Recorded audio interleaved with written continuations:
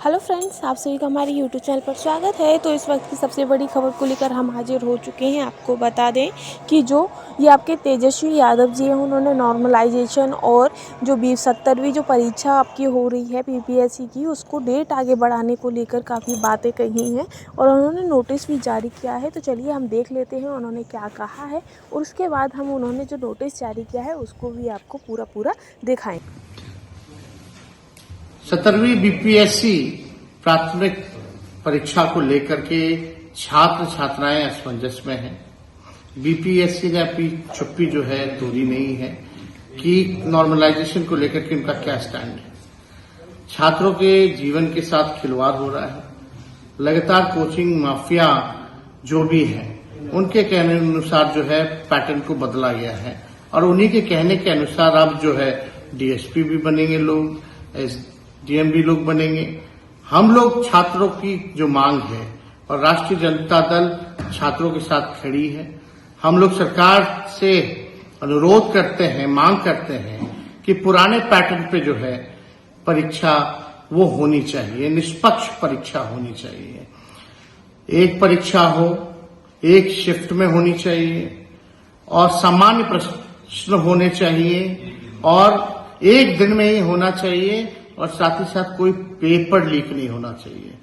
हम छात्र छात्राओं को कहना चाहेंगे कि राष्ट्रीय जनता दल महागठबंधन आप लोगों के साथ खड़ा है और आपकी लड़ाई में जो सहयोग होगा वो सहयोग देने के लिए हम आप लोगों के साथ खड़े हैं।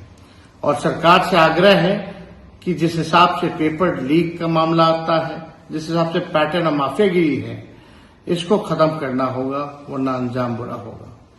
फ्रेंड्स, आपसे एक हमारे यूट्यूब चैनल पर स्वागत। इस वक्त की सबसे बड़ी खबर को लेकर हम हाजिर हो चुके हैं। आपको बता दें कि जो बिहार में अभी जो आपकी वैकेंसियां हुई हैं, जो शिक्षक भर्ती परीक्षाएं हुई हैं, उसमें नॉर्मलाइजेशन को लेकर तेजस्वी यादव ने बहुत बड़ा बयान दिया है। जैसे कि पिछली न्यूज़ में आया था कि जो नॉर्मलाइजेशन है वो बीपीएससी T3 में नहीं लागू होगा, तो उसी को लेकर तेजस्वी यादव जी हैं, उन्होंने बहुत ही बड़ा बयान दिया है। तो चलिए हम देख लेते हैं। उन्होंने नोटिस जारी कर दिया है, अपनी बात कही है। तो आदरणीय मुख्यमंत्री जी, मैं बिहार लोक सेवा आयोग की 70वीं संयुक्त प्रारंभिक परीक्षा में अभ्यर्थियों की समस्याओं के समाधान के लिए एक पत्र लिख रहा हूं।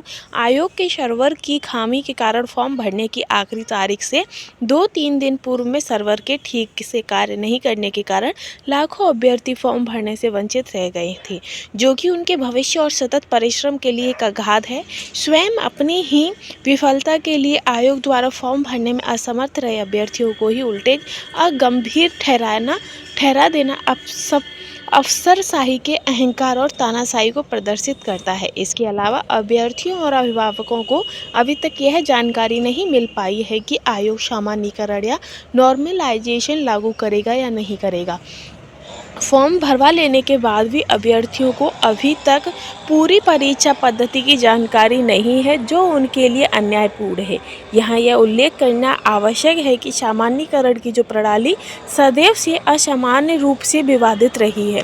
किसी अभ्यर्थी को अगर कठिन प्रश्न का उत्तर पता है तो उसके लिए वह प्रश्न सरल है, वहीं अगर किसी दूसरे अभ्यर्थी को उस क्वेश्चन का आंसर नहीं मालूम है तो वो उसके लिए वो क्वेश्चन कठिन हो जाता है। तो इसी को लेकर तो वो जो अभ्यर्थियों की जो उन्होंने तैयारी की होती है उस पर निर्भर होता है और आयोग की इच्छा, हठ और धर्मिता या बुद्धिमत्ता पर नहीं। इसके अलावा परीक्षा की तिथि आगे बढ़ाए जाने का भी अफवाह फैला था, जिसके कारण अभ्यर्थी असमंजस में पड़ गए थे।